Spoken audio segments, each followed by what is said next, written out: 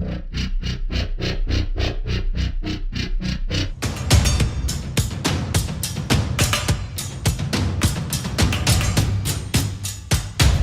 not something I've always wondered, but at times I've wondered how England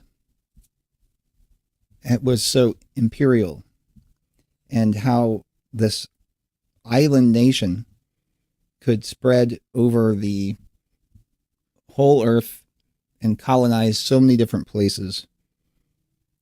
Yet, as I'm looking into South Africa, the fact that they have these old buildings with writing on them in English, and you have that in Hawaii, and you have that all over the West, practically in different places. I'm wondering if the previous civilization, the civilization of giants, and you'll see why I say that, more evidence, why wouldn't it have been perhaps that they spoke English, and the idea that the English settled New Zealand, the English settled Australia, the English settled South Africa, the English went to the islands, and Captain Cook went here and there and everywhere. And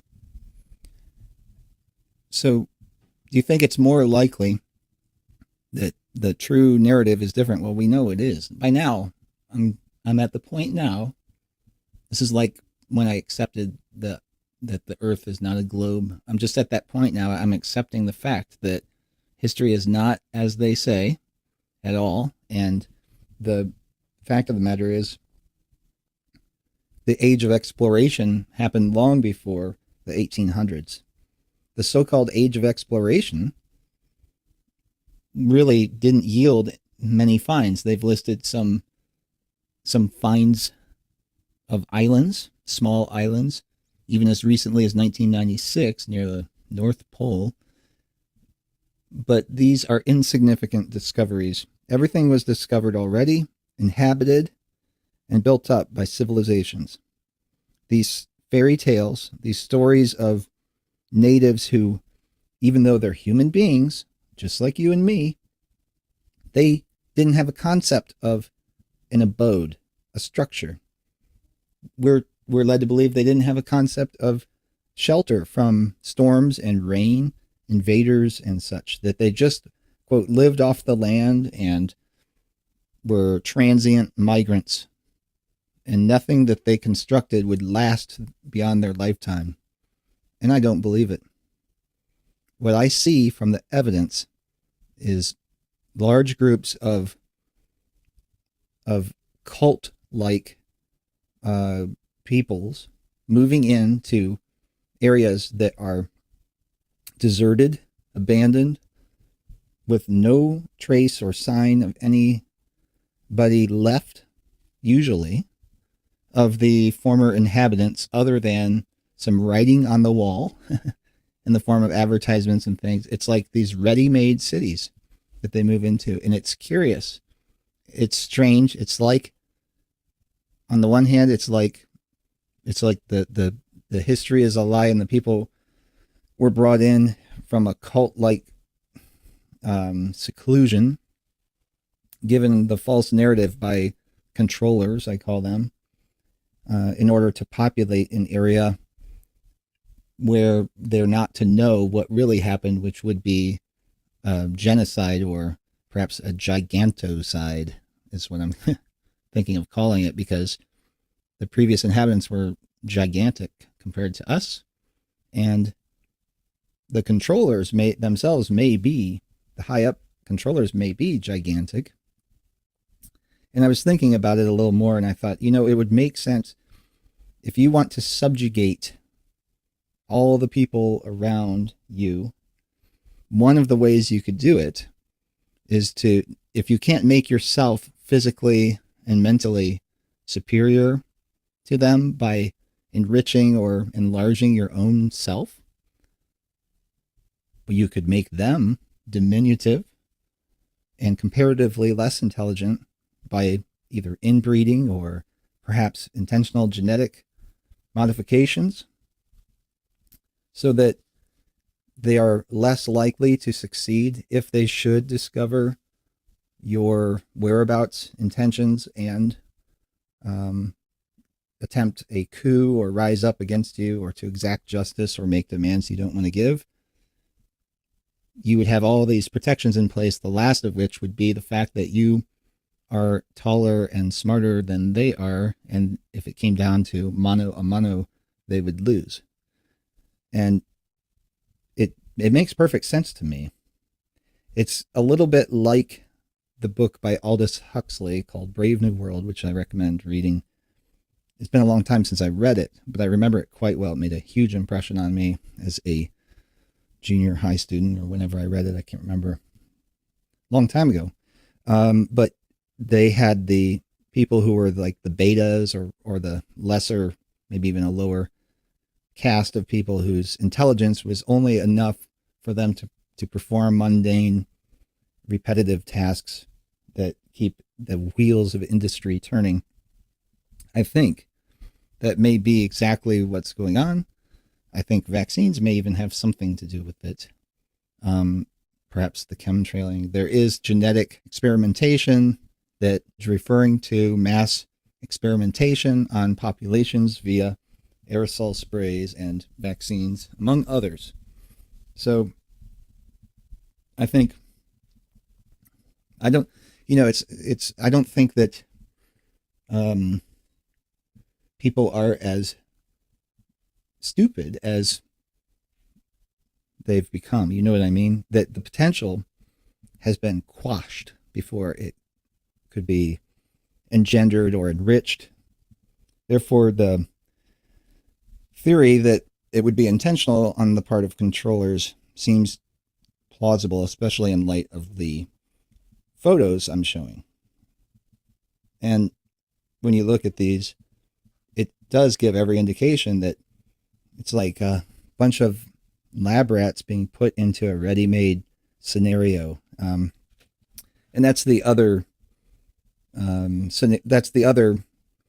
conjecture that I've been toying around with in my mind, that it could be part of like an experiment where it's not just, and it doesn't mean it's sinister in a way, but it's like, it's not that the people in control or whoever's in control wants to just hold and maintain control. They're probably past that point. They're not worried about it.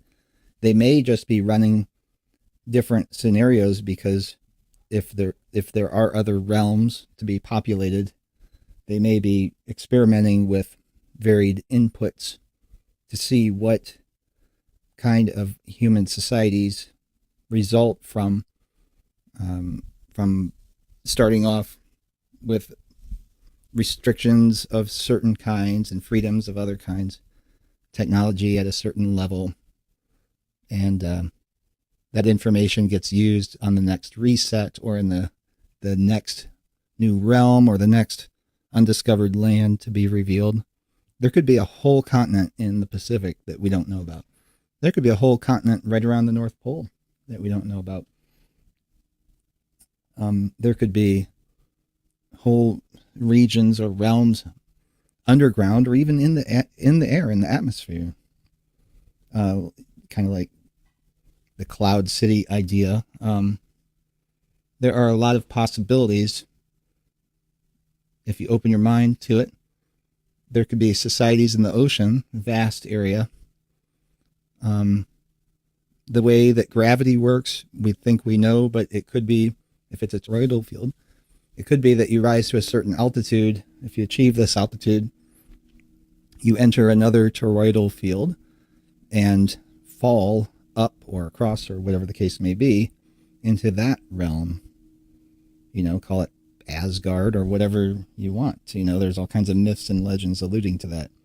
So I'm getting kind of esoteric, waxing fancifully, but these pictures do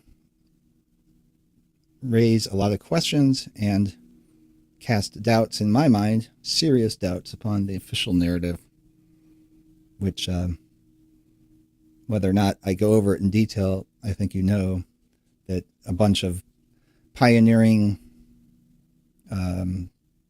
colonists from an island nation can go and build up structures that rival the most glorious ancient cities of early and modern civilization at the time in a matter of a few years.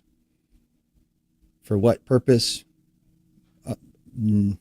Nobody really knows. It's cited as perhaps overcrowding or war. They use that a lot, but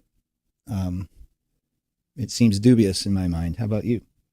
So I want to thank a subscriber from Africa who sent me a link to these South African photos that are shown courtesy of the individual I presented on the screen, whose name and credit goes to these, so that I could use them. And if you happen to use this or reproduce it, be sure to credit him in that as well.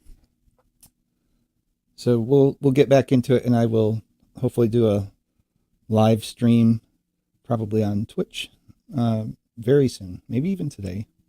So you can just sign up and watch for that. Check out the link in the comments or in the description to Twitch. I don't know if I'll put it in the description. I'm not sure if I can. But there will be a link in the live chat, hopefully. There was in the last video I produced. So then I also am planning on doing a live chat with Flat Earth Brothers. They were interested. I just haven't heard back from them in the past few days. I just am waiting to finalize when we do that, and then we'll just do it offline and publish it, I bet. Other than that, Subphotonic hasn't posted in a month. I wanted to see what's going on there. I see he's been active on Skype. I just wanted to know if everything's all right, or if he's been busy, or computer problems, or what's going on. So if he happens to be listening, that'd be cool if he'd check in. And hopefully I'll be able to chat with him again soon. If you haven't seen my chat, that's on my secondary channel. And the next chat I'll do with him, I post on the main channel for sure. So, all right. Thanks for listening. Catch you next time.